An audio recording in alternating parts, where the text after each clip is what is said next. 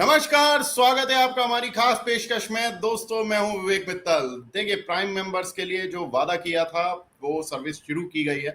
थोड़ा विलंब हुआ है, टेक्निकल इश्यूज थे थोड़े से, तो जो दर्शक अभी तक वेट कर रहे थे उनको थोड़ा सा इंतजार करना पड़ा होगा। उसके लिए हम क्षमा मांगते हैं। लेकिन देखिए, अंशुल जी से हमने कहा कि भाई आप आइए और हमारा ये प्रोग्राम ज्वाइन कीजिए, तो अंशुल जी आज हमारे साथ हैं। अंशुल जी, नमस्कार, बहुत बहुत स्वागत है सर आपका।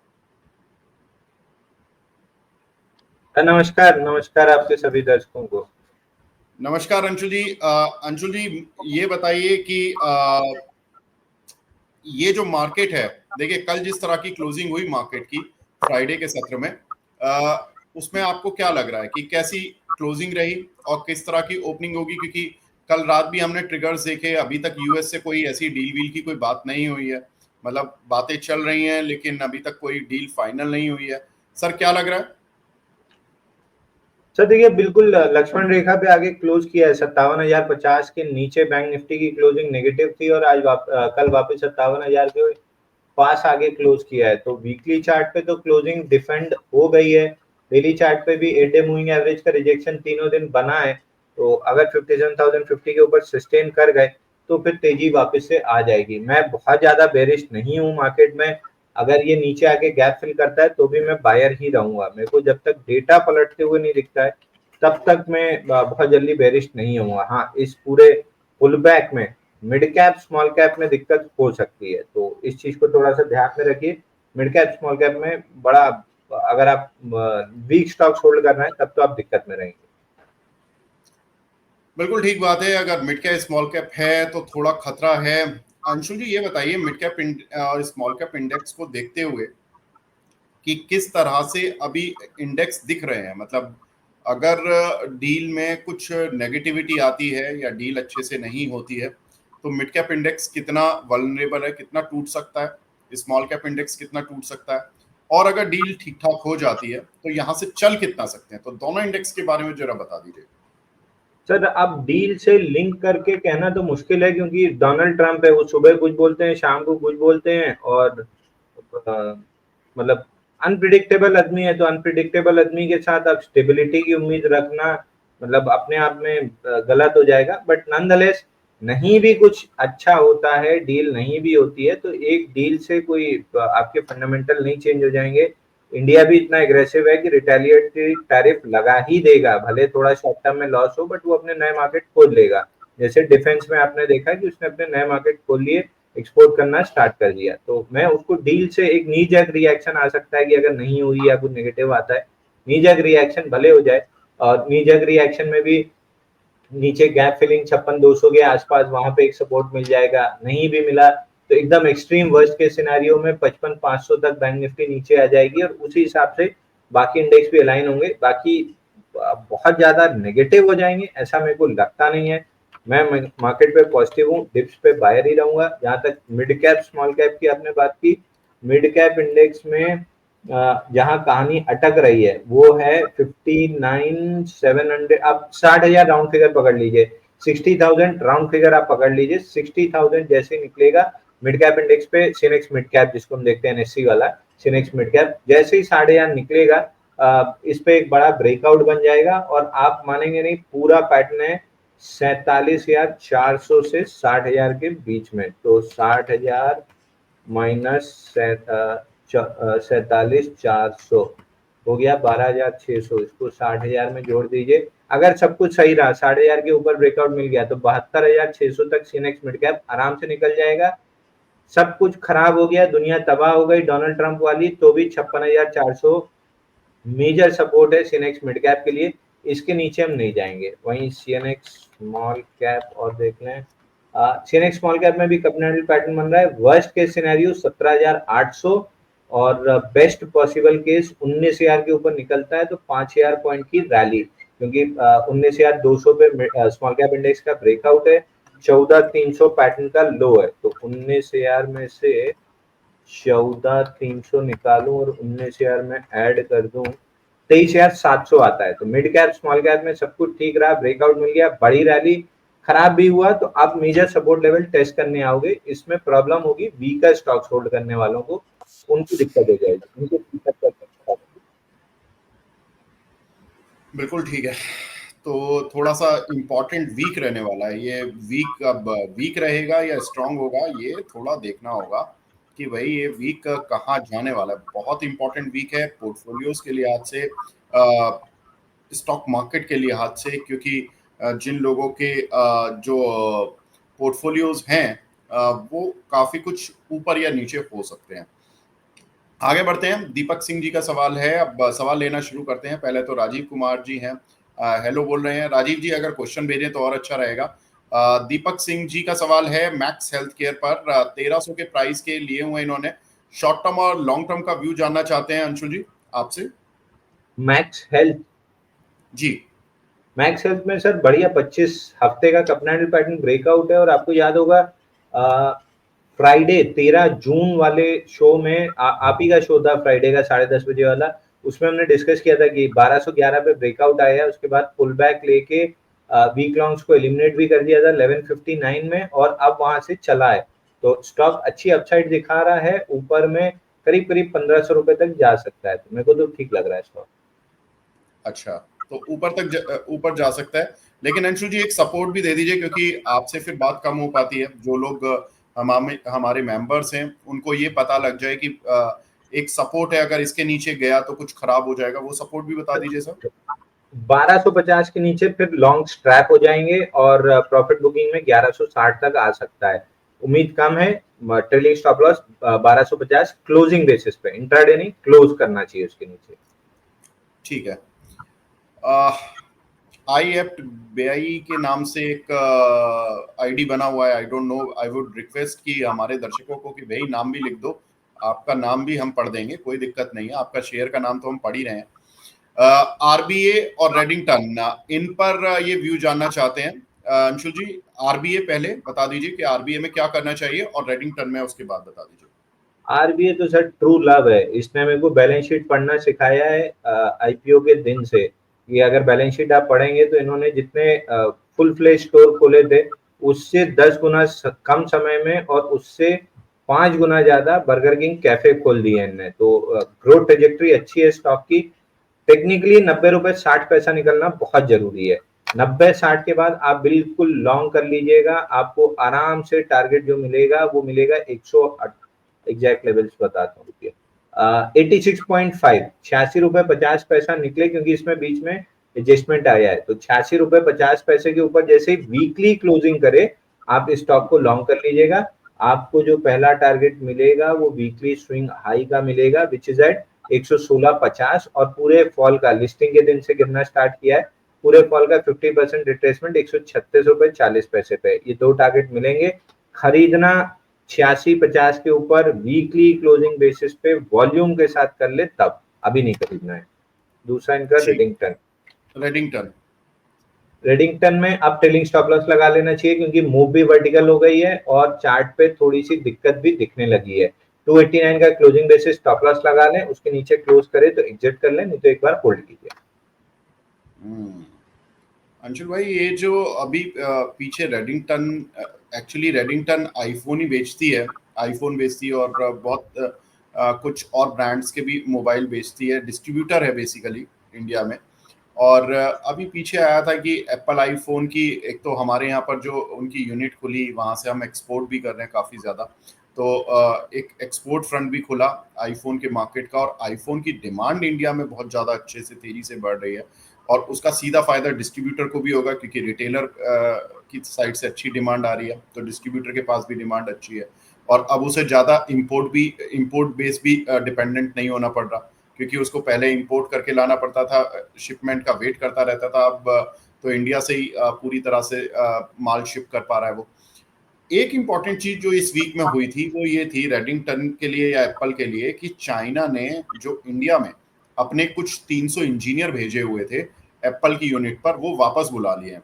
तो उसके बाद ये माना जा रहा है कि जो एप्पल आईफोन 17 जो लॉन्च होगा सितंबर में, उसमें इंडिया की साइड से जो प्रोडक्शन है उसमें थोड़ी सी देरी हो सकती है। ये कुछ डेंट भी लग सकता है रेडिंगटन पर अंशुल भाई, या ये ऐसा लग रहा है कि ये काउंटर अपने रन में है तो चलता रहेगा? सर काउंटर अपने रन में है, अगर 289 के नीचे नहीं क्लोज करता है तो ये धीरे धीरे करके आपको 350 तो आराम से दिखा देगा।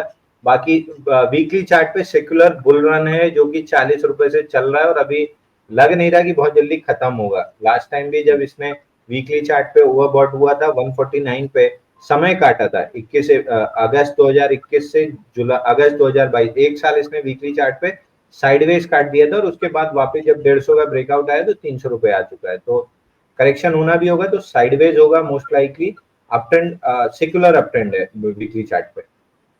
ठीक है, रॉक एंड रोल के नाम से आईडी बना हुआ है भाई। रॉक एंड रोल साहब नाम लिख दिया करें सवाल के आगे तो ज्यादा अच्छा रहेगा, हमें भी पता तो लगे कि हमारे दर्शक हैं कौन। अब चलिए ठीक है, आप छिपाना चाह रहे हैं छिपा लीजिए। अदानी ग्रीन 500 शेयर लिए हुए हैं इन्होंने 1011 के। अंशुल भाई आप आए और अदानी ग्रीन का सवाल ना आए, ऐसा तो हो ही नहीं सकता। आप भले ही बैकग्राउंड लाल रखें लेकिन ग्रीन्स आपके पीछे नहीं छोड़ेगा। बताइए सर, क्या लग रहा है अदानी ग्रीन? सर देखिए अगेन इस पे बाई सेल की कोई सलाह नहीं है, स्टॉप लॉस टारगेट की कोई सलाह नहीं है, क्योंकि अब रिलायंस बेचने के बाद मेरे मतलब हाई प्रायोरिटी लिस्ट में ये स्टॉक है। 976 पे अगर बुलिश एविडेंस मिला तो मैं खरीद लूंगा, नहीं तो फिर नीचे गैप छूटा है 965 पे, वहां बुलिश एविडेंस मिला तो मैं खरीदूंगा। अगर दोनों पे नहीं मिला और गैप फिल करना डिसाइड किया तो 911 के अराउंड गैप है वो फिल किया तो मैं बाई करूंगा। मेरे को केवल एक बुलिश एविडेंस की जरूरत है वीकली चार्ट पे, जैसे ही बुलिश एविडेंस मिला मैं स्टॉक में एंटर करूंगा। 1127 मेरे को दिख रहा है आते हुए, 1060 दो तीन बार अटक चुका है तो इवेंचुअली निकलेगा। 1127 कम से कम आते हुए दिख रहा है, तो अब मैं खुद स्टॉक को लेने के मूड में हूँ, तो बाई सेल की कोई सलाह नहीं है। अब बस इतना ही कह सकता हूँ, अगर रखा है तो वीकली पे बड़ा अप ट्रेंड बना रहा है 1733 तक के लिए, तो बीच बीच में अगर आप पूरा मतलब यहाँ से ऑलमोस्ट स्टॉक डबल होते हुए दिख रहा है, अगर आप 30 40 50% नहीं कमा पाए तब तो फिर ट्रेडिंग के लिए दिक्कत है आपकी। बड़े सेकुलर अप मूव्स वीकली पे ढूंढिए और उसको डेली पे ट्रेड कीजिए। ठीक है। तो यहाँ पर अदानी ग्रीन अंशुल जी चूंकि लेने वाले हैं तो देखिए एक उनकी सेबी की तरफ से एक वो रहता है, नियम रहता है कि अगर कोई एनालिस्ट अपनी पोजीशन लेके बैठा है या लेने वाला है तो उसके अगर वो ले रहा है तो कुछ दिन पहले कुछ दिन बाद तक वो उस पर रिकमेंडेशन सीधे तौर पर नहीं दे सकते हैं। दूसरी चीज कि उन्होंने लेवल्स बताए हैं कि भाई 975, 76, 965 और 911 ये 3 इंपॉर्टेंट लेवल हैं। यहाँ पर अगर उन्हें कहीं भी लगेगा कि सेंटीमेंट मार्केट का और सब कुछ चीजें ठीक है तो वो इन लेवल्स तक भी लेने के लिए शेयर को तैयार है। टारगेट 1127 रुपए का, ये आप याद रखो। अभी पहला टारगेट है 1127 का। अंशुल भाई ये और बताइए, आप इसमें थोड़ा बड़ा टारगेट भी देते आए हैं तो वो बड़ा टारगेट भी बता दीजिए, क्योंकि कुछ लोग ऐसे भी हो सकते हैं जो कि अदानी ग्रीन में 150 रुपए 100-200 रुपए के मूव के लिए ना खेलना चाहें, वो थोड़ा लंबा खेलना चाहें, तो आप जो मीडियम टर्म देते हैं वो बता दीजिए। सर 1733 रुपए जा रहा है स्टॉक, धीरे धीरे करके वहां तक निकल जाएगा 1733। तो अब मैं पूरा यहाँ से लेके 1733 तो नहीं खेल पाऊंगा, क्योंकि इतना लंबा मैं इन्वेस्टर नहीं हूँ। मेरे को जहां जहां 10-10 15-15% की मूव मिलेगी मैं वहां एंटर और एग्जिट करता रहूंगा। तो अप डाउन मैं बाई सेल करता रहूंगा, बट सेक्युलर अप ट्रेंड में तो हर गिरावट में मेरे को कॉन्फिडेंस रहेगा कि ये बाई ऑन डिप्स वाला डिप है, वो एकदम से घुस जाने वाला डिप नहीं है। तो जिस स्टॉक में सेक्युलर बुल रन होता है उसी में ट्रेड करना चाहिए। 1733 रुपए तक ये स्टॉक जाते हुए दिख रहा है, जो वीकली पे बड़ा स्विंग आई है। HAL पर और इनका सवाल है अंशुल जी, 160 शेयर लिए हुए इन्होंने 5000 की प्राइस के। माफ कीजिएगा, इन्होंने नहीं नहीं एक मिनट, 5000 प्राइस की कॉल है एट द रेट ऑफ 160 ले रखी है, 300 क्वांटिटीज। अंशुल भाई ये बता दीजिए कि HAL, आई नो कि आप F&O तो ज्यादा नहीं देखते हैं, लेकिन आप फिर भी मुझे HAL पर एक थोड़ा टारगेट और स्टॉप लॉस बता दीजिए, उस हिसाब से अपनी कॉल को एडजस्ट कर लेंगे। तो देखिए HAL में वीकली चार्ट में अर्निंग्स के बाद एक कैंडल बनी थी वीकली पे 12 मई, हाई था 5165, लो था 4420। अब वहां से 3 6 7वां हफ्ता है, हम उसी कैंडल के अंदर इनसाइड बार बना रहे हैं।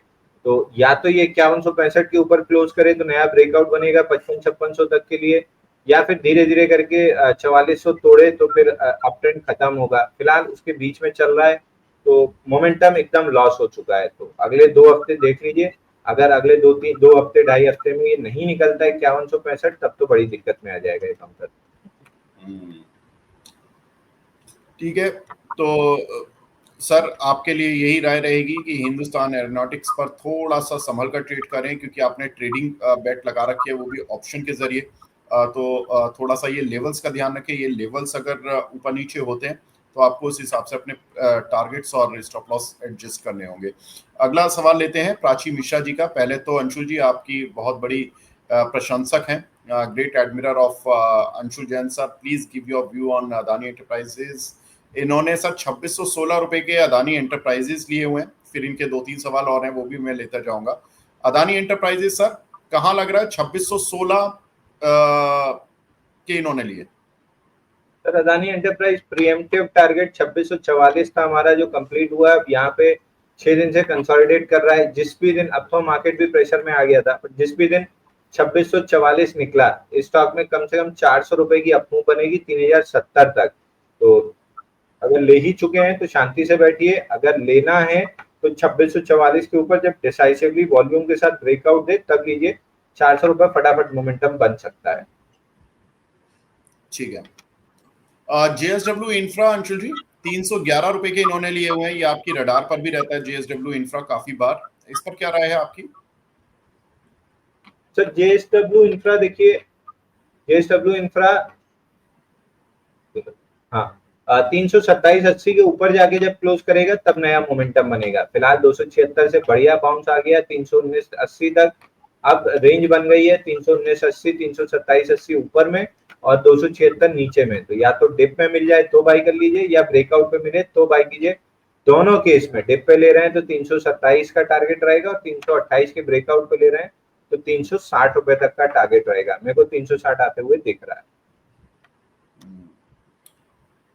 अगला सवाल है सर इन्हीं का, एमएनएम फाइनेंशियल पर 266 के बाय किए हुए हैं। अंशु जी एमएनएम फाइनेंशियल्स का Q1 अपडेट आया था, वो काफी अच्छा अपडेट आया था, जिसके बाद हमने देखा था कि काउंटर में एक अच्छी बाउंस बैक भी आता हुआ दिखाई दिया था। 260-62 से 272-73 तक ये काउंटर जाता हुआ दिखाई दिया। हालांकि ये पूरा वीक मार्केट सेंटीमेंट के लिहाज से वीक रहा, तो काउंटर उतना तेजी से रन नहीं कर पाया। इनका वैसे बाइंग प्राइस क्लोजिंग प्राइस के आसपास ही है, तो ज्यादा कुछ इनको नुकसान या फायदा तो अभी कुछ नहीं मिल रहा है। 266 का लिया हुआ है इन्होंने। क्या करें सर? Q1 के रिजल्ट्स भी इसके आई थिंक इस मंथ के एंड तक आ जाएंगे। इन्होंने रिजल्ट डेट दी हुई है, मैं अभी थोड़ी देर में अपडेट कर दूंगा। सर कैसे लग रहा है आपको एमएनएम फाइनेंशियल? सर देखिए, महिंद्रा एंड महिंद्रा फाइनेंस में अगर ब्रॉडर स्ट्रक्चर पे देखें तो रेंज बनी हुई है 324 और 226, और लोअर रेंज देखें, मतलब रेंज विद इन रेंज देखें तो 299.30 है, और नीचे की 226 रुपए 13 पैसे क्लियरली डिफाइंड है। और इसी रेंज के अंदर ये स्टॉक लगभग जून 2023 से चल रहा है, तो 2 साल हो चुके हैं। बहुत जल्दी अभी ब्रेकआउट आते हुए नहीं दिख रहा है। तो अगर आपको खरीदना है तो 240 226 के बीच में खरीदिए। 299 आते आते प्रॉफिट बुक कर लीजिए। 299 के ऊपर अगर क्लोज करता है तो 324, और बड़ी अपमूव इसमें तभी आएगी तो 324 का ब्रेकआउट बनेगा। 2 साल का पैटर्न हो चुका है। पैटर्न कितने साल चलेगा ये कहना मुश्किल होता है। एलटीएफ में लगभग 400 हफ्ते, यानी आप पकड़ लीजिए 8-9 साल चल गए, 2017 से 25 8 साल चल गए। तो पैटर्न कितने साल बनेगा ये कहना मुश्किल है। आई वुड सजेस्ट कि अगर पैटर्न डेवलप होते हुए प्ले कर रहे हैं तो रेंज के एक्सट्रीम्स पे प्ले कीजिए, या फिर पैटर्न ब्रेकआउट पे प्ले कीजिए। तो फिलहाल नीचे डिप मिलता है तो बाई कीजिए, ऊपर 299 आते आते प्रॉफिट बुक कीजिए। मतलब तो 299 आता है तो करीब एक बार आप अपना प्रॉफिट बुक कर लें। और शायद 299 तभी आएगा जब या तो रिजल्ट अच्छे आएंगे, रिजल्ट की एक्सपेक्टेशन की वजह से जो सेंटीमेंट होगा वो शेयर का बहुत स्ट्रांग होगा, जिसकी वजह से शेयर शायद चल जाए। लेकिन अगर ये नीचे आता है तो 235-40 की रेंज में आप इसको लेंगी तो और थोड़ा मैडम ठीक रहेगा आपके लिए। तो प्राची जी के तो काफी सारे सवाल हमने ले लिए। अब बढ़ते हैं हमारे अगले दर्शक की तरफ। नाम इन्होंने भी नहीं लिखा। देखिए ये मेरी शिकायत है, ये मेरा सवाल है कि नाम लिखना जरूरी है सर। राधे राधे तो ठीक है, राधे राधे हैं आप, बहुत बढ़िया बात है। पीपीएल फार्मा इन्होंने सर 109 की प्राइस के लिए हुए हैं। देखिए इनकी प्राइस से तो बेहतरीन चल चुका है। 6 महीने का टारगेट पूछ रहे हैं पीपीएल फार्मा, पिरामल फार्मा में। देखिए डबल तो हो चुका अंशुल भाई, और लेकिन इन्होंने और ऊपर के भी रेट्स देखे थे पीपीएल फार्मा में। लेकिन अब शेयर थोड़ा सुस्त हो गया। क्या करें सर इसमें?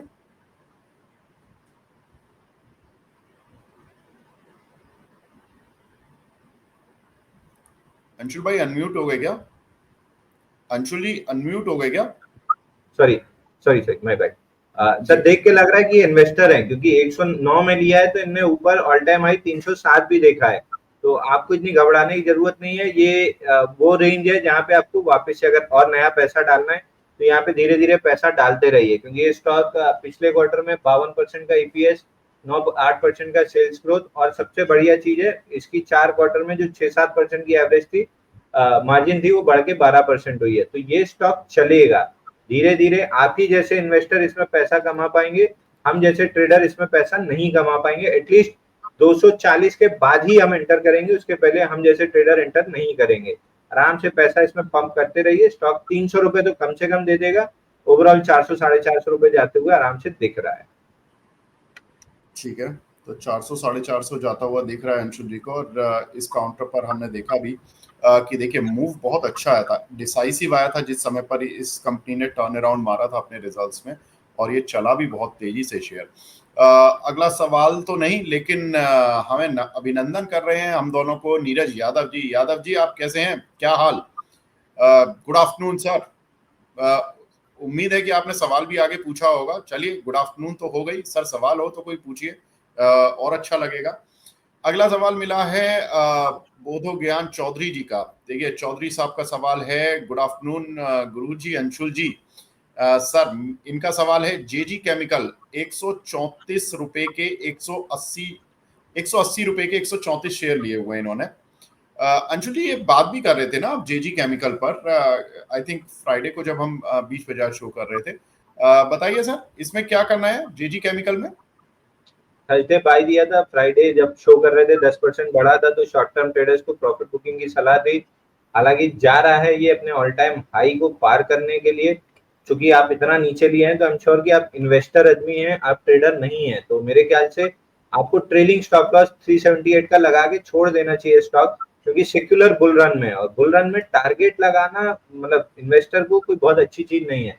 आप तो केवल एक काम कीजिए कि रिजल्ट्स वॉच कीजिए। क्वार्टर ऑन क्वार्टर अगर कहीं स्लो दिखे, मतलब ग्रोथ स्लो होती हुई दिखे, तो फिर एग्जिट करना है। क्वार्टर ऑन क्वार्टर तो अभी सेल्स ग्रोथ, सेल्स और ईपीएस ग्रोथ होती हुई दिख रही है, तो आराम से होल्ड कीजिए। अगर ये पूरा ये ब्रेकआउट दे देता है, मेरे ख्याल से ये वो है आईपीओ बेस ब्रेकआउट है जेजी केमिकल। हाँ, आईपीओ बेस ब्रेकआउट बना रहा है। 480 के ऊपर अगर बन गया तो 700 रुपए करीब का टारगेट बनेगा। बट ये इन्वेस्टर्स के लिए, ट्रेडर के लिए जो अपॉर्चुनिटी थी थर्सडे फ्राइडे वो निकल चुकी है। दोबारा जब कंसोलिडेशन बनेगा तो फिर बताएंगे मनी नाइट पे। ठीक है, तो जेजी केमिकल सर इस पर शॉर्ट टर्म टारगेट तो हिट हो चुके हैं, और आपको पैसा भी बन गया है। और देखिए क्या बेहतरीन। अंशुल भाई मुझे तो लगता है ये तो आपकी कॉल देने से भी पहले घुसे हुए हैं, क्योंकि ये तो 180 180। में घुसे हैं सर, उस समय तो मेरी हाँ वॉच लिस्ट में था। इतने में तो आपकी वॉच लिस्ट में भी नहीं था। ये 466 पर कल बंद हुआ है फ्राइडे को। तो इनको तो करीब करीब 2.5 गुना तो पैसा बन चुका है। तो ये तो इन्वेस्टर टाइप आदमी है। तो इन्वेस्टर टाइप जो व्यक्ति होते हैं उनके लिए फिर इन्वेस्टर वाला ही टारगेट बताइए। सर वही 480 का आईपीओ बेस ब्रेकआउट बन गया, 480 84 का, तो 700 रुपए तक जा सकता है। आईपीओ बेस का टारगेट इनको लंबा मिलेगा। अच्छा कोई ट्रेलिंग स्टॉप लॉस लगाना है अगर देखिए, क्योंकि अब इतना बड़ा बढ़िया प्रॉफिट देखने के बाद अगर कल को जरा सा शेयर टर्न ले तो नुकसान तो नहीं होगा? सर देखिए 10% कल ही चला है, तो फिलहाल ट्रेडिंग स्टॉप लॉस 370 378 की जोन में है। तो ओ फिलहाल तो वहीं लगाना पड़ेगा, क्योंकि 10% का मूव तो आपको फ्राइडे ही मिला है, तो आप उसको एडजस्ट होने में, नया स्विंग लो बनने में टाइम लगेगा। Okay. Stanley life style sir इनका सवाल इस पर भी है। 80 शेयर लिए हुए हैं 316 के भाव के, इसमें क्या करें सर? लॉन्ग टर्म व्यू जानना चाहते हैं। मेरे हिसाब से तो तुरंत निकल जाना चाहिए सर। आप फंडामेंटली कुछ अच्छा हो रहा हो, कुछ अलग हो तो अलग बात है। टेक्निकली जिस दिन से लिस्ट हुआ है, 2 हफ्ते 3 हफ्ते ऊपर गया, उसके बाद से 600 से गिर के 240 आ गया था। तो मेरे को नहीं लगता इसमें जल्दी कोई बड़ा पैसा बनेगा। अगर इन्वेस्टमेंट किया तो कोई फंडामेंटल एनालिस्ट से चेक कराइए। बाकी टेक्निकली वीक है, और मजबूती आने के लिए भी कम से कम 480 पार करना पड़ेगा, जो अभी जल्दी लगता नहीं है। तो आई वुड सजेस्ट कि जो भी मिल रहा है 10-15 रुपए बेच के किसी दूसरे स्टॉक में शिफ्ट कर लें। ठीक है, एक हमारी जो दर्शक थी प्राची जी, जिन्होंने महिंद्रा एंड महिंद्रा फाइनेंशियल पर सवाल पूछा था, मैं उनको बता दूं मैडम, 22 जुलाई को रिजल्ट्स आएंगे। बिजनेस अपडेट कंपनी ने ऑलरेडी अप्रैल जून क्वार्टर का दे दिया है, जिसकी वजह से इस शेयर पे थोड़ा सा एक आप कह सकते हैं थोड़ा उछाल आता हुआ दिखा था आपको। आई थिंक थर्सडे या वेडनेसडे के सेशन की बात है जब इसमें उछाल आया था। और इसमें कंपनी ने कहा है कि इनका जो डिसबर्समेंट है वो करीब 12,800 करोड़ रुपए का रहा है, यानी कि इन्होंने जो लोन दिए हैं 12,800 करोड़ रुपए के दिए हैं इस क्वार्टर में। और इनकी जो अब बिजनेस असेट है वो करीब 1,21,800 करोड़ रुपए की है। कलेक्शन एफिशिएंसी बढ़ी है इनकी, 94% से बढ़कर 95% हुई है। और कंपनी का जो बुक्स हैं स्टेज 1 स्टेज 2 एनपीएस वगैरह का होता है, वो उसमें भी इंप्रूवमेंट आया, यानी कि कंपनी की बुक्स बेहतर हुई है, जिसकी वजह से कंपनी अच्छी चली थी। लिक्विडिटी पोजीशन कंपनी की बैलेंस शीट में अच्छी है, 9600 करोड़ रुपए की। तो एक अच्छा कंपनी का बिजनेस अपडेट आया था, जिसकी वजह से काउंटर चला भी था। अगला सवाल लेते हैं जुपिटर लाइफ। सर 31 शेयर है आई थिंक 1000 रुपीज के, इसमें लॉन्ग टर्म व्यू क्या रहेगा? लॉन्ग टर्म का तो मेरे को आइडिया नहीं है, बट सेल्स 12% के एवरेज से 12-13-15% के एवरेज से ग्रो हो रहा है, और ईपीएस भी ग्रोथ ट्रेजेक्टरी में ही है। तो फंडामेंटल तो आप ज्यादा अच्छा बता पाएंगे, बट मेरे हिसाब से एक बार 1650 तक के लिए होल्ड कीजिए, वहां पे दोबारा सवाल पूछिएगा। ठीक है, तो यहाँ पर अच्छा रिटर्न तो इनको मिल चुका है ऑलरेडी, अब 500 रुपये से ज्यादा का रिटर्न मिल चुका है। सर सोना बीएलडब्ल्यू, ये देखिए ये कंपनी बताइए। और ये पूछ रहे हैं सामही होटल, इस पर भी, और आईटीसी होटल पे क्या खरीदें? सोना बीएलडब्ल्यू सर खरीदने लायक है। चेयरमैन के साथ अभी प्रॉब्लम हुआ, वो उनकी सडन डेथ हुई, तो थोड़ा सेंटीमेंट तो बिगड़ा शेयर का। अभी क्या लग रहा है? तो देखिए, एक्सट्रीम शॉर्ट टर्म में 28 हफ्ते में 50% गिरा है, हल्का सा बाउंस बैक दे रहा है। अगर 468 बचा ले गया तो फिर 624 आ सकता है। बाकी आ भी गया 624 तो इतना धीरे धीरे आएगा कि कोई मतलब नहीं गिरेगा। मालूम पड़ा कि आ गया लेकिन 1.5 साल में आया, आप एफडी का भी रिटर्न बीट नहीं कर पाए तो कोई मतलब नहीं गिरा। तो मेरे को नहीं लगता इसमें कोई जल्दी पैसा बनेगा, एफडी रिटर्न भी शायद ना बीट कर पाए स्टॉक। मेरे को नहीं लग रहा है इसमें बहुत जल्दी कुछ होने वाला है। तो अगर 468 टूटता है तो बल्कि गैप फिल करने के लिए नीचे 400-405 रुपए तक आ सकता है। तो मेरे हिसाब से 468 के नीचे तो लॉन्ग नहीं रहना चाहिए। सामही होटल, ये मेरे को बहुत पसंद है स्टॉक, और मेरे को याद है कि आप ही के शो पे जैक डे, हाँ, 12 मई वाले दिन हमने इसको डिस्कस करना स्टार्ट किया था, जब गैप के साथ इसने एक फ्लैग का ब्रेकडाउन दिया था 178 पे। वहां से हमने ऑल टाइम हाई के टारगेट डिस्कस किए थे 237 रुपए 85 पैसे। इसका हाई बना है 230 रुपए, नहीं 7 रुपए से रह गया था सामी होटल। बट अभी वीकली पे मूविंग एवरेज से दूर है, डेली और 4 हफ्ते हो गए कंसोलिडेट कर रहा है, यानी ये वीकली मूविंग एवरेज कैचअप होने का वेट कर रहा है। अगर गलती से भी 230 का ब्रेकआउट देता है, एक फटाफट 20-30 रुपए के लिए आप प्ले कर सकते हैं। बट बड़ी अपमूव तब आएगी जब वीकली मूविंग एवरेज कैचअप हो जाएगा, उसमें कम से कम 8 हफ्ते की जरूरत है। तो जिसने भी 180 के आसपास से लिया है, एक बार प्रॉफिट बुक कर ले। इन्वेस्टर है तो फिर छेड़े ना स्टॉक को, ये जा रहा है 400 रुपए। और आईटीसी होटल कहाँ जा रहा है सर? आईटीसी होटल 224 का टारगेट करने के बाद थोड़ा सा अटक गया है, और अटकने की वजह वही है, वीकली मूविंग एवरेज से दूरी।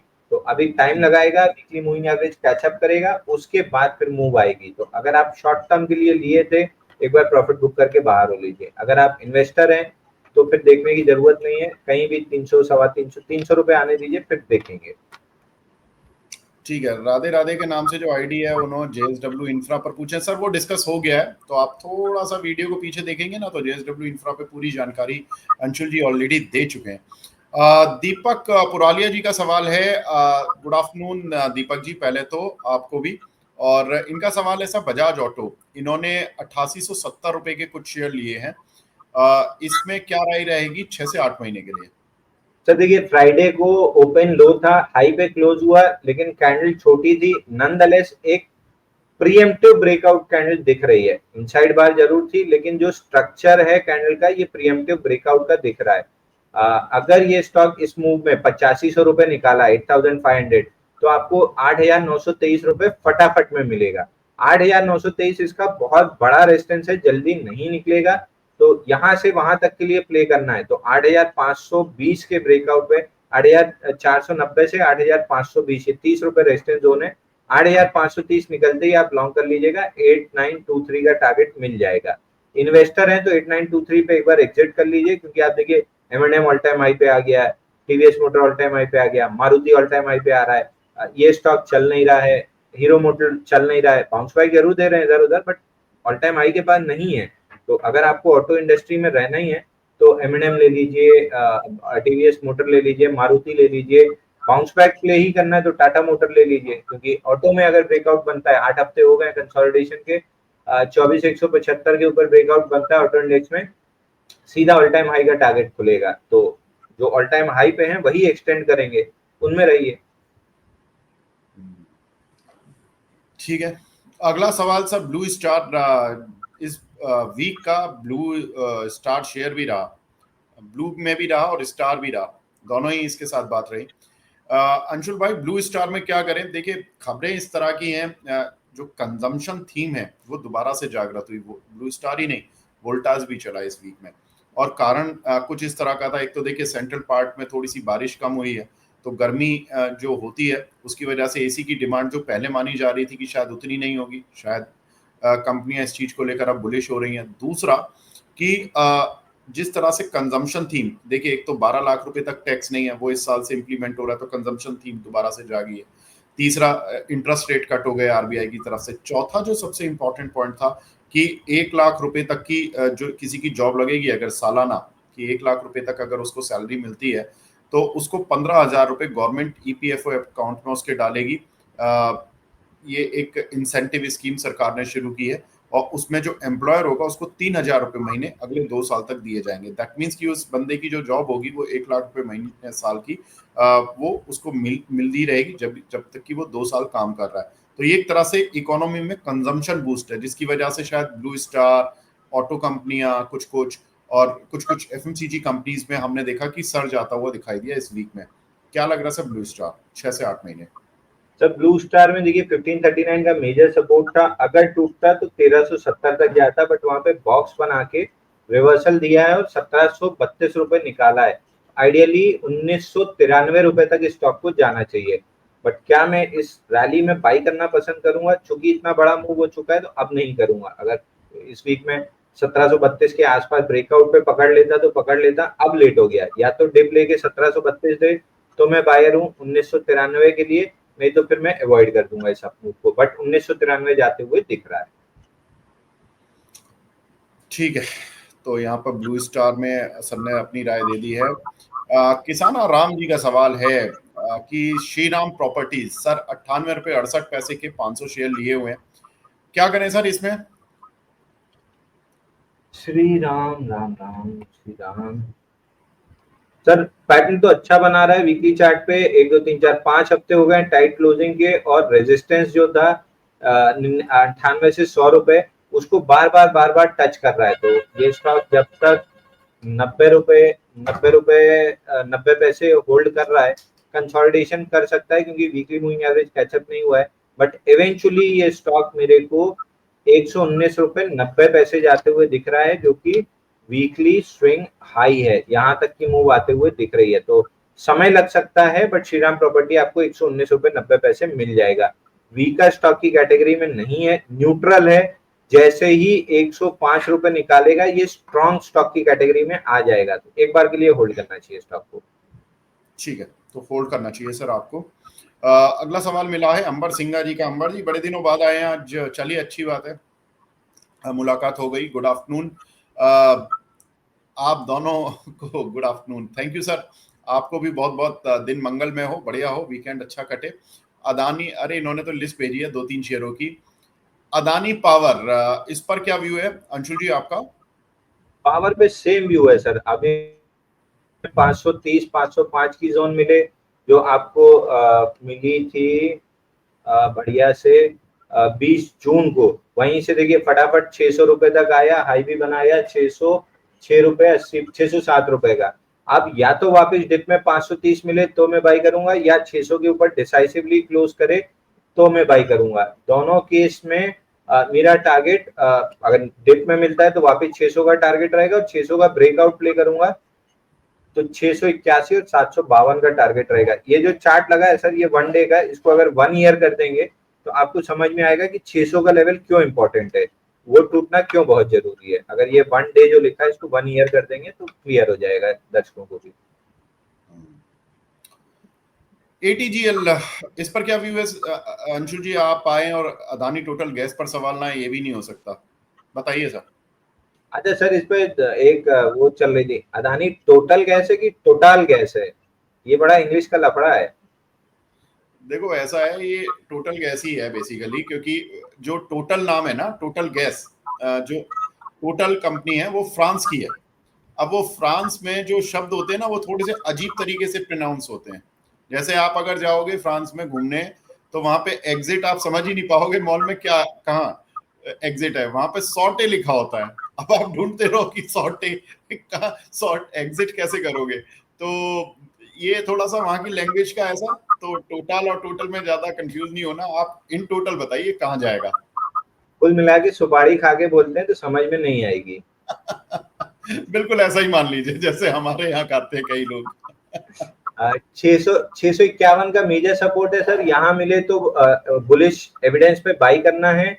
अगर वहां बुलिश एविडेंस नहीं मिला तो 630 620 की जोन में, अब लग नहीं रहा 630 20 की जोन आएगी क्योंकि एक गैप छूटा हुआ था, उसको ये 20 जून 23 जून वाले लो में फिल कर चुका है। तो अब मेरे हिसाब से 651 के अराउंड बुलिश एविडेंस मिलना चाहिए और जैसे ही मिले 708 रुपए के लिए वापस आपका टारगेट खुल जाएगा। अदानी स्टॉक्स में अगर आप हैं और आप मोमेंटम प्लेयर है तो नीचे ऊपर आप ट्रेड करते जाइए, एकदम वो टू द मून के लिए खेलेंगे ना, एकदम फ्रस्ट्रेट कर देगा स्टॉक, क्योंकि बढ़ता गिरता बड़ी तेजी से आपको 8-8% की मूव बार बार देगा, 80% की एक साथ नहीं देगा, 8-8% की 10 बार दे देगा।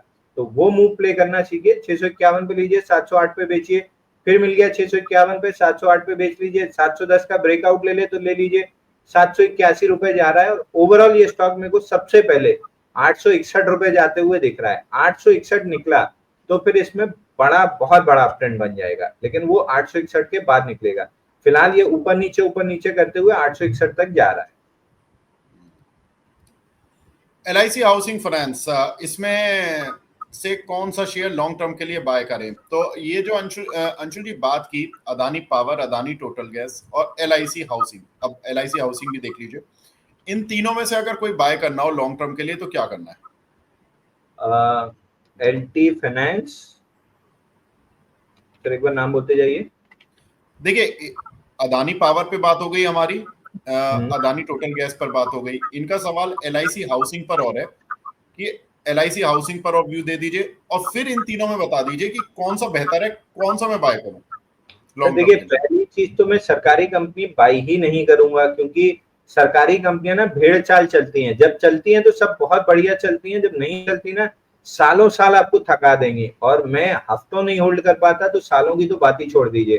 तो वैसे भी LIC हाउसिंग फाइनेंस उसके मेरिट पे भी अगर आप जज करेंगे तो मेरे को स्टॉक अच्छा नहीं लग रहा है। एक बार 670 731 तक जा सकता है, बट इतना थका जाएगा कि आप फ्रस्ट्रेट हो जाएंगे। तो जाने को 731 दिख रहा है, बट मैं बायर नहीं हूँ, और सरकारी कंपनियों में तो मैं बिल्कुल बायर नहीं हूँ। अगेन कैन बैंक हो गया एक जो मैंने लिया है, सरकारी या private I am not very clear, but chart अच्छा लग रहा है तो मैंने कैन बैंक लिया हुआ है, मेरे को सरकारी ही लगता है। तो एक आध दो कभी अपने मेरिट पे चल जाए, जैसे SBI है वो तो ऑल टाइम हाई जा रहा है, बट अगेन सामने मेरे को फिर प्राइवेट सेक्टर बैंक अच्छे मिल जाते हैं तो मैं SBI नहीं खरीदता हूँ। तो LIC हाउसिंग फाइनेंस तो नहीं है लिस्ट में। ATGL और अदानी पावर में आप एक बोलेंगे तो मैं बोलूंगा ब्रेकआउट पहले किस में आता है या डिप पहले किस में आता है। अगर ATGL 651 मिल गया और साथ ही में अदानी पावर पे 600 का ब्रेकआउट आ गया तो मैं अदानी पावर ले लूंगा। दोनों डिप पे मिल रहे हैं तो भाई जिस पे पहले डिप मिल गया, क्योंकि जा तीनों ऊपर ही रहे हैं, तो जो पहले एंट्री का मौका दे दे वो मेरे लिए अच्छा हो जाएगा। बाकी तीनों में एक सेलेक्ट करना बहुत समझदारी नहीं होगी। मेरे पास 1 लाख रुपए है ना, तो मैं तीनों में 33 हजार रुपए डाल के ट्रेड मारना स्टार्ट कर दूंगा, क्योंकि अपॉर्चुनिटी तीनों ट्रेडिंग की बहुत अच्छी देते हैं।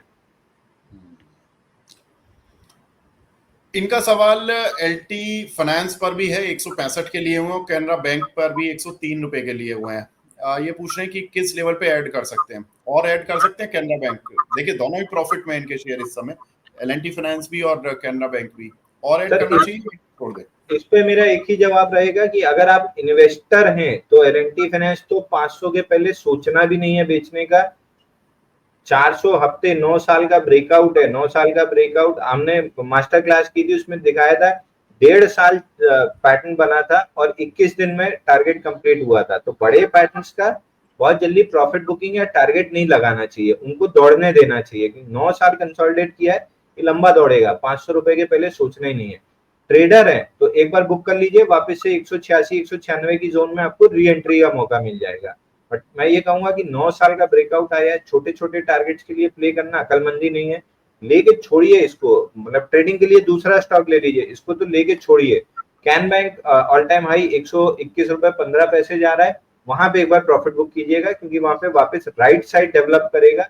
उसके बाद जब 121 निकलेगा तो 150 155 जाएगा।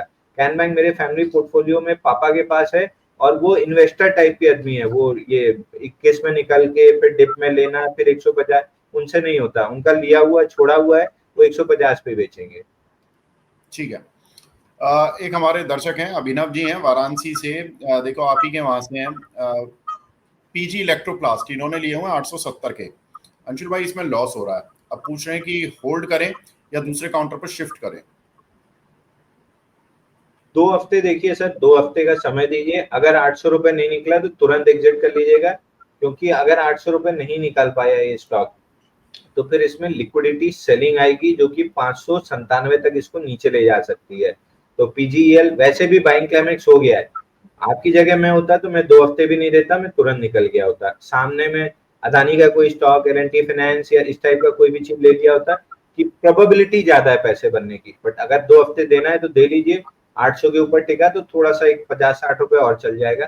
बाकी मैं होता तो मैं तुरंत निकल गया होता, क्योंकि 597 की प्रोबेबिलिटी बहुत हाई है। ठीक है सर। नीरज यादव जी हैं काइटेक्स गारमेंट पर और अदानी ग्रीन पर पूछ रहे हैं। सर अदानी ग्रीन डिस्कस हो चुका है, थोड़ा सा वीडियो को पीछे जाकर देख लीजिएगा। काइटेक्स गारमेंट पे मैं आपका सवाल ले लेता हूँ। काइटेक्स गारमेंट बड़े दिनों बाद इस शेयर का नाम आया, अंशुल भाई कैसा लग रहा है ये? आना भी चाहिए सर, आउटराइट तुरंत बाई है, एकदम तुरंत बाई है। रिस्की अच्छा। काउंटर है, पहले बता रहा हूँ, रिस्क ले सकते हैं तो लीजिएगा। ऐसे पैटर्न जनरली या तो आपसे 5-7% ले जाते हैं, मतलब या तो आप दान चढ़ा दो कि 4 से 6% का, और अगर ये देने पे आए तो 20% तो एकदम फटाफट देते हैं। तो काइटेक्स गारमेंट में 133 दिन के कप कैंडल पैटर्न का ब्रेकआउट था, ब्रेकआउट फेल किया, लॉन्ग लिक्विडेट किया और वापस से ब्रेकआउट पॉइंट पे आके खड़ा है। तो प्रीएम्प्टिव किसी को लेना है तो मंडे सुबह ले ले, ब्रेकआउट प्ले करना है तो 291 निकलने के बाद ले ले। दोनों केस में आप जोड़ लो 20%, यानी 360 रुपए का टारगेट, 350-60 का टारगेट मिलेगा। रीजन बता देता हूं कि मैं प्रीएम्प्टिव बाई क्यों कर लूंगा इस स्टॉक को। ईपीएस ग्रोथ आप मार्च 2024 में देखिए 499%, जुलाई 24 में देखिए 248%, सितंबर 2024 में देखिए 181%, दिसंबर में 172%, मार्च में 65%। सेम ही सीक्वेंस में सेल्स देखिए 77%, 31%, 61%, 68%, 73%। 5 क्वार्टर इतनी एक लंबी ग्रोथ कर चुका है स्टॉक, और चला कुछ खास नहीं है। 273 के पास, मतलब 133 दिन से तो कंसोलिडेट ही कर रहा है। अगर ये फटा 290 के ऊपर, 20% तो कहीं नहीं जा रहा है, एकदम आराम से मिल रहा है। लेकिन स्टॉप लॉस जरूर लगाना है। प्रीएम्प्टिव बाई कर रहे हैं तो स्टॉप लॉस आपका थोड़ा सा नीचे आएगा 251 का। ब्रेकआउट के बाद 290-91 के ब्रेकआउट के बाद खरीदेंगे तो स्टॉप लॉस आएगा 268 का। मैं चूंकि प्रीएम्प्टिव बाई कर रहा हूं, मैं मतलब अगर मैं करता तो प्रीएम्प्टिव बाई करता 249 का क्लोजिंग स्टॉप लॉस लगा के मैं बाई कर लेता मंडे को। ठीक है। ध्रुवकांत मिश्रा जी का सवाल है, जियो फाइनेंस और सेल में शॉर्ट टर्म टारगेट क्या रहेंगे? जियो फाइनेंस में शॉर्ट टर्म टारगेट 347 का है। 50-60-70% प्रॉफिट यहीं बुक कर लीजिए, 25% क्वांटिटी ऊपर के लिए होल्ड कीजिए। दूसरा कौन सा था सर के बाद? जियो फाइनेंस और सेल स्टील अथॉरिटी। सेल क्यों ही आप लेके बैठे हैं? आप देखिए लोअर लेवल 128 से 165 आ गया आपका ये टाटा स्टील। हिंडाल्को वापस 715 के पास आ गया। वेदांता में भी ब्रेकआउट आ गया, ये वहीं मरा पड़ा है। मतलब खिंचा भी तो 120 से 134 रुपए आया, तो क्या ही आपने कमा लिया। चलने को देखिए ये भी ऑल टाइम हाई जा सकता है 170 रुपए तक, मगर जब तक ये ऑल टाइम हाई जाएगा, बाकी स्टॉक्स ऑल टाइम हाई से जो 3 विनर हमने चुने हुए हैं वो अपने ऑल टाइम हाई से 20% ऊपर निकल चुके होंगे। अभी तो ऑल टाइम हाई आने में ही 15-20% की जगह है, कुछ कुछ स्टॉक में 5-7, कुछ में 15-20, बट वहां तक पहुंच के वहां से एक्सटेंशन ले चुके होंगे, तब तक ये धीरे धीरे ऑल टाइम हाई आएगा। आपको रहना ही है स्टील स्पेस में तो टाटा स्टील में कन्वर्ट कर लीजिए, बाकी अगर पकड़ के बैठे हैं कि यही लेना है तो 170 रुपए आने की गुंजाइश बनी हुई है। ठीक है। सोम डिस्टिलरीज, अखिलेश जी का सवाल है सर, 170 के प्राइस के लिए हुआ इन्होंने, 7.5%, 7.25% का लॉस हो रहा है इनको, बेच दें या अभी इसको होल्ड करें? सर नाम नहीं लूंगा, लेकिन मनी नाइन वाले जो मेरी खिंचाई करते हैं बार बार फ्लड के नाम पे, तो ये अपने ब्रेकआउट पॉइंट के पास फ्लड कर रहा है 155 रुपए के आसपास, ना डिसाइसिवली ऊपर जा रहा है ना डिसाइसिवली ब्रेक डाउन दे रहा है। तो और समय दीजिए स्टॉक को 8-10 दिन का, अगर यहाँ पे इसी तरह कंसोलिडेशन बना रहा तो ये स्टॉक आपको अपमूव अच्छी खासी दे देगा। तो मैं इस स्टॉक को होल्ड करने के मूड में हूँ। अगर बाई कर चुके हैं तो 137 रुपए का स्टॉप लॉस लगा के शांति से होल्ड कीजिए, अपना पूरा वो कार्यक्रम कंप्लीट करके जब अपमूव देगा तो आपको 240 रुपए 230 रुपए मिल जाएंगे। तो आराम से होल्ड कीजिए, 137 का स्टॉप लॉस लगा के कम से कम 230 से 250 की रेंज के लिए प्ले कीजिए। एक्चुअली हम थोड़ी नहीं कहते हैं कि फ्लर्ट कर रहे हो आप, आपकी हरकत, आपकी जो एक्टिविटीज है, हमें लगता है कि आप हाँ हाँ, आप हरकतें बोल लीजिए, आप बड़े भाई हैं, आप बोल सकते हैं। आप जो बातें बताते हैं हमें ऐसा लगता है कि आपके चार्ट से ज्यादा तो आपकी आपके व्यक्तित्व में आ रही हैं बातें। व्यक्तित्व तो मेरा बहुत अच्छा है सर। चलिए बढ़िया है, व्यक्तित्व बढ़िया रखिए सर, कुछ साल संभाल के रखना बहुत जरूरी है। एक हमारे दर्शक हैं ध्रुव पाठक जी, वो पूछ रहे हैं कि महादेव 5 लाख रुपए हैं। अरे वाह, ये तो आपको बिल्कुल ही भाई, अब क्या ही बोलूं मैं, महादेव की उपाधि दे रहे हैं। कैपेसाइट इंफ्रा, गोल्डियम इंटरनेशनल, एमआरपीएल और एंजल वन में एवरेज कर सकते हैं क्या 5 लाख रुपए से? सर एक एक करके बता दीजिए। कैपेसाइट इंफ्रा, ये कैसा लग रहा है आपको, एवरेज करने लायक है क्या? कैपेसाइट इंफ्रा में नहीं करना है, साइडवेज टू बेरिश ट्रेंड है, कैपेसाइट इंफ्रा में नहीं करना है। गोल्डियम में भी नहीं करना है, उसमें भी डोमिनेंट बेरिश ट्रेंड दिख रहा है, उसको भी छोड़ देना है। एमआरपीएल में आप कर सकते हैं, एमआरपीएल में 20 रुपए की अपमूव आपको मिल सकती है, बट आई वुड सजेस्ट कि एमआरपीएल की जगह आप गेल या आईओसी जैसे काउंटर ले लें, आपको ज्यादा पैसा बनेगा। एमआरपीएल एकदम मतलब लूना भी नहीं कहूंगा, वो इलेक्ट्रिक वाला ऑटो है जो धीरे धीरे धीरे धीरे रोड पे चलता है, इससे छोड़ दीजिए। इससे बेटर है कि आईओसी या गेल ले लीजिए, एवरेज ही करना है तो। और एंजल वन में सर अगेन वही हमारा जो जो हमने बाई रिकमेंड किया था आप ही के शो पे, शायद ये आया था, हाँ मंडे 12 मई वाले दिन आपके शो पे 3100 आया था ना, 2470 पे स्टार्ट किया था, 3009 का टारगेट था। कंप्लीट करने के बाद अब थोड़ा सा बेरिश ट्रेंड बना रहा है, 2745 टूट गया तो ये वापस 2016 की तरफ बढ़ेगा, नहीं 2266 की तरफ बढ़ेगा। तो मेरी बाई लिस्ट में तो नहीं है ये स्टॉक। आपको 5 लाख लगा के एवरेज करना है तो उसी स्टॉक को एवरेज करने की क्या जरूरत है।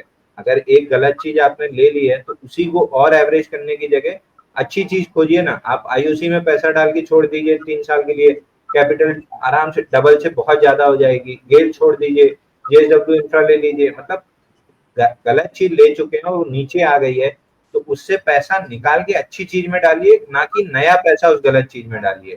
आई वुड सजेस्ट कि अगर ये सारे स्टॉक्स आपके पास हैं भी, लॉस बुक करके कैपिटल खड़ी कीजिए, उसमें 5 लाख रुपए और ऐड कीजिए और अच्छे स्टॉक में शिफ्ट कर जाइए। ठीक है, got it sir. Tarun Sagar जी पूछ रहे हैं ताज जीवी के पास सर शॉर्ट टर्म और लॉन्ग टर्म व्यू क्या रहेगा आपका? ताज जीवीके का जूस निकल चुका है सर। अगर होटल सेक्टर का आप प्ले कर रहे हैं तो ताज जीवीके में एक ब्रेकआउट आया था जो हमने डिस्कस भी किया था, ये मैंने मल्टीपल मीडिया प्लेटफॉर्म पे भी, अपने सोशल मीडिया पे भी डाला था। 286 का ब्रेकआउट था, 968 हफ्ते का, मतलब आप जोड़ लो 12-15 साल का, 286 पे उसका पूरा जूस 527 पे निकल चुका है, वहां से करेक्ट कर रहा है। अगर आपको होटल में ही रहना है तो सामी होटल अच्छा दिख रहा है, मेरी टॉपिक जूनिपर होटल और आईटीसी होटल है, तो इन दो में से कोई एक में आप शिफ्ट कर जाओ। ताज जीवी के तो अभी नहीं अच्छा लग रहा। ठीक है। एक हमारे दर्शक हैं राशिद अंसारी साहब, ये पूछ रहे हैं बालाक्सी फार्मा 56 की खरीद है, क्या करें इसमें?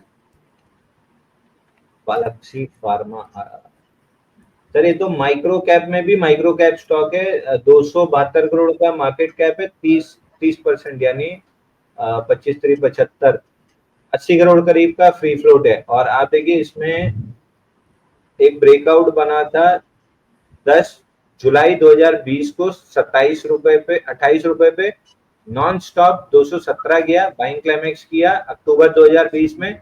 बाइंग क्लाइमेक्स के बाद जो होता है वही हो रहा है, पहले 60 रुपए आना था वहां तक आ गया, धीरे धीरे करके 28 रुपए वापस आ जाएगा। ये काउंटर तो होना ही नहीं चाहिए आपकी वॉच लिस्ट में। चलो ठीक है अंशुल जी, या तो इसकी जगह क्या ले लें सर, इसको बेच के?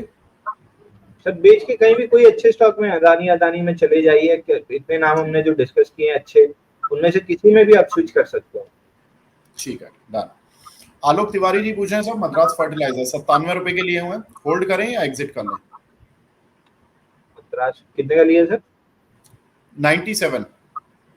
मेरे ख्याल से थोड़ा सा अगर 6 महीने का समय दे देंगे तो 108 रुपए और 119 रुपए तो आराम से मिल जाएगा। अगले 2 4 हफ्ते थोड़ा सा शेकी रहने वाला है, बट अगर 6 महीने का समय दे देंगे तो 118 तक तो मिलना चाहिए। एक हमारे दर्शक हैं रोशन साहू जी, ये बोल रहे हैं आईओसी सर 144 रुपए के 2000 शेयर बाय किए हुए हैं, क्या टारगेट रखूं? ये लॉन्ग टर्म इन्वेस्टर लग रहे हैं।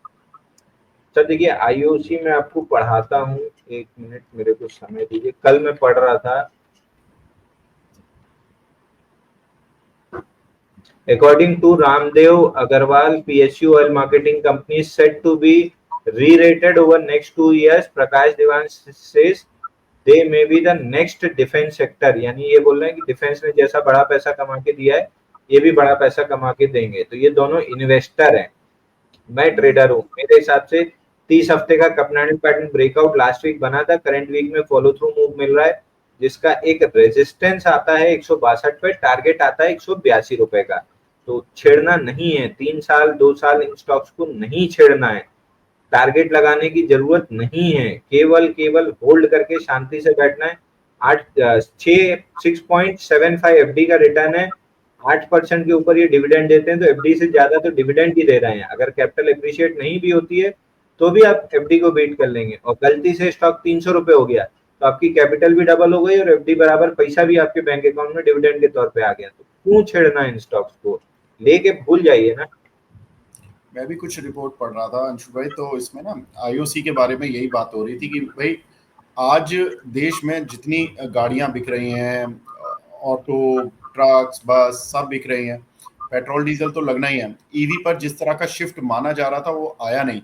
और तीसरी बात कि जो लोग पहले सोचते थे कि क्रूड ऑयल गिरने से पेट्रोल डीजल सस्ता हो जाएगा, वो हुआ नहीं।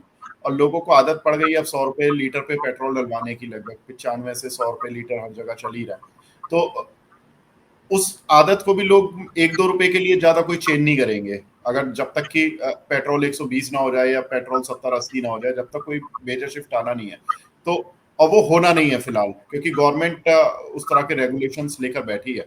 तो इसीलिए ये कंपनियां बहुत बेनिफिट कमा रही हैं सस्ते क्रूड ऑयल का। 60-70 डॉलर पर बैरल की अगर रेंज पे रहा, और कल ओपेक की बैठक भी होने जा रही है जिसमें वो शायद प्रोडक्शन बढ़ाए रखने की बात करेंगे, तो इन कंपनियों के लिए क्रूड ऑयल का नीचे रहना ही फायदेमंद देता है, और वो दे भी रहा है। तो हमने देखा है कि इन कंपनियों को अच्छा बेनिफिट मिल रहा है। साहू साहब, जो आप अदानी पावर और एटीजीएल में एंट्री के लिए पूछ रहे हैं सर, इसमें अंशु जी ने अभी 10 मिनट पहले डिस्कस किया था, आप वीडियो को पहले थोड़ा सा स्क्रॉल करके देखेंगे, दोनों पर आपको भी मिल जाएगा। और मैं कोई फ्रेश सवाल अगर होता है तो मैं लेता हूँ, नहीं तो फिर अंशुल जी को मैं थोड़ा धन्यवाद देने के लिए, टाटा टेक पर एवरेज करने क्या, ये एक बचत पूछ रहे हैं। पर्सनल होल्डिंग है तो टाटा टेक पे नहीं कोई buy sell stop loss target की सलाह है। 720 निकलने के बाद मैं इसको अपने पोर्टफोलियो में एवरेज कर सकता हूं, अगर मैंने अदानी ग्रीन नहीं लिया तो। ठीक है सर। आलोक इंडस्ट्री और पूछ रहे हैं एक दर्शक, 17 रुपए के प्राइस के लिए हुए हैं, 24 कब तक आ सकता है? आना चाहिए सर, 21-28 के ऊपर जिस दिन क्लोज कर लिया 24-56 आराम से आ जाएगा। अब देखिए इसने ब्रेकआउट बनाया, मतलब कोशिश की थी 26 जून को, उस दिन 1103% वॉल्यूम राइज था 106 मिलियन का।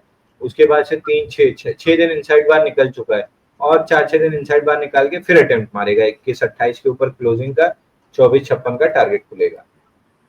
ठीक है, श्री टपाली जी का सवाल है, जेएसडब्ल्यू इंफ्रा सर डिस्कस हो चुका है, 314 के आपके भाव के लिए हुए हैं, अंशुल जी बता चुके हैं। इसमें वीडियो में थोड़ा पीछे जाके देखिए, डिटेल में डिस्कशन हुआ है, आराम से आप जेएसडब्ल्यू इंफ्रा को रखें। अंशुल जी बुलिश रहते हैं इस काउंटर पर।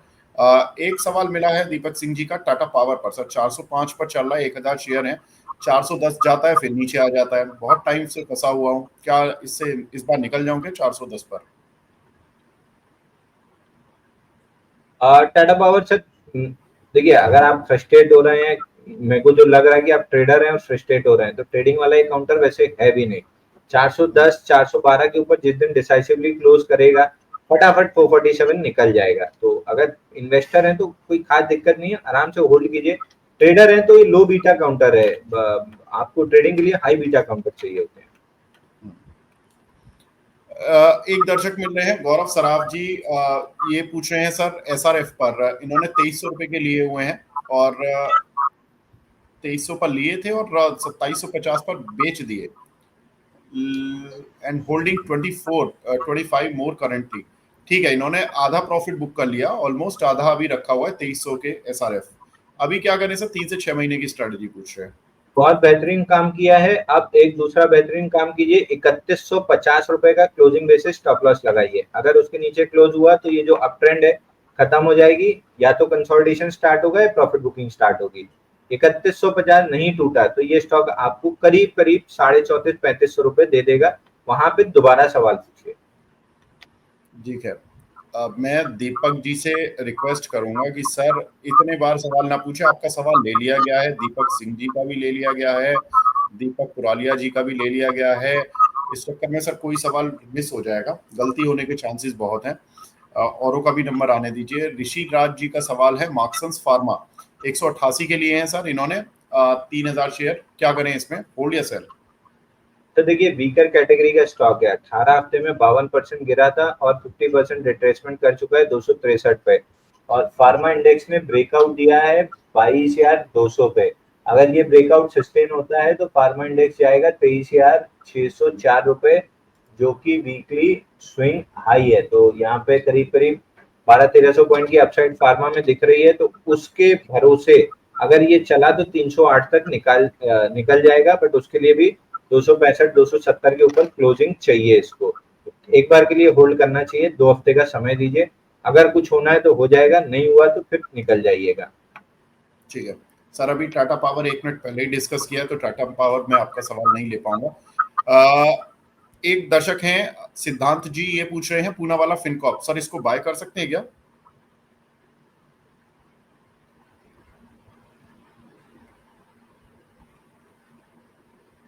सर पूना वाला फिनकॉप वो 472 का मेजर रेजिस्टेंस और ट्रेंड चेन लेवल है वीकली पे, वहां तक नॉन स्टॉप दौड़ते दौड़ते आया है 17 हफ्ते में 81% की रैली लेके। तो अभी तो मैं बाई के लिए बिल्कुल भी मूड में नहीं हूँ। यहाँ पे 8-10 हफ्ते कंसोलिडेट कर लेता है तो फिर ऑल टाइम हाई निकालेगा। अभी बाई नहीं करना है, बुलिश वॉच लिस्ट में जरूर रखिए। आकाश जी पूछ रहे हैं 100 शेयर लिए 398 के, सर आप शेयर का नाम तो लिखना ही भूल गए, अब मैं ये कैसे बताऊं कि कौन सा शेयर है? एक हमारे दर्शक है चिल्ड आदमी जी, ये बोल रहे हैं अंशुल जी अदानी जेपी एसोसिएट को खरीदने के लिए बोली लगाई है, आप इस बारे में क्या कहते हैं? अंशुल जी ये जेपी पावर पे और जेपी एसोसिएट पे क्या करना चाहिए? सर देखो, मैं कहानी कब से सुन रहा हूँ कि मुकेश अंबानी आरकॉम खरीद रहा है और आरकॉम हो गया डीलिस्ट। तो ये सब कहानियों पे मेरे को बिल्कुल यकीन नहीं होता। मैं चार्ट पे चलता हूँ। चार्ट पे पहला ब्रेकआउट 15-10 का था जेपी पावर का, जो मूव मिली 19 तक। नेक्स्ट राउंड अच्छा पैटर्न डेवलप हो रहा है, लेकिन मैं स्टैंडर्ड डिस्क्लेमर दे दूं, मैं ये सब स्टॉक्स नहीं ट्रेड करता। आर पावर इतना बढ़िया मूव आंखों के सामने मैंने छोड़ा है। Once a rule always a rule, मैं नहीं करूंगा। अगर आपको करना है तो 18 रुपए का स्टॉप लॉस ले लीजिए। अगर ये स्टॉक में मूव बना तो 20 रुपए 35 पैसे तक आएगा और 20-35 निकलने के बाद 23 रुपए 77 पैसे तक जा सकता है। अगेन मैं डिस्क्लेमर दे दूं, मैं इन स्टॉक्स में नहीं ट्रेड करता हूँ। लास्ट सवाल ले रहा हूँ अंशुल जी। वीरेंद्र सिंह जी का सवाल है, डैन पर क्या टारगेट रहेगा सर? डेन नेटवर्क, हाँ जी। डेन डेन में एक क्विक मूव बन रहा है सर, सेम पैटर्न है आलोक इंडस्ट्री जैसा। 25 जून को 7.7 मिलियन, 1084% वॉल्यूम राइज था। उसके बाद से 3 6 7 दिन हो गए इनसाइड बार के। अगर स्टॉक में एक अलर्ट लगाइए 39 का, 39 निकलते इसे लॉन्ग कीजिएगा, 42 आपको फटाफट मिलेगा ट्रेडिंग बेट। बाकी स्टॉक में कोई खास दम दिख नहीं रही है, रिवर्सल बनाने की कोशिश कर रहा है, इंस्टीट्यूशन एक्यूमुलेशन दिख रहा है, यानी ये स्टॉक बेस बना के कभी ना कभी रिवर्स करेगा। एक क्विक मूव 39 के ऊपर 42 तक की मिल सकती है। ठीक है अंशुल भाई, बहुत बहुत शुक्रिया सर हमसे जुड़ने के लिए आज सैटरडे के दिन। और दर्शकों को उम्मीद करता हूं जो शिकायतें रही पूरे हफ्ते कि मेंबर होने के बाद भी, भाई वीआईपी मेंबर होने के बाद भी सवाल नहीं ले पाए उनका, तो आज तसल्ली से अंशुल जी के साथ हमने वो सारे सवाल ले लिए। अब एंजॉय करें वीकेंड को, आराम से घर परिवार के साथ अपना वीकेंड मनाएं और पोर्टफोलियो की चिंता अंशुल जी पर छोड़ दें। अंशुल जी ने आपको सारे लेवल बता दिए हैं। अब जो काम करना है मंडे करना, आप सारे लेवल आप लिख के, नोट करके, याद करके एंजॉय करें। अंशुल जी बहुत बहुत शुक्रिया सर, आपका भी लंच का समय हो गया, लंच करिए, एंजॉय करिए। थैंक यू सर, हasta la vista। चलिए सर, धन्यवाद। तो फिलहाल इस कार्यक्रम को यहीं पे विराम देते हैं। नमस्कार।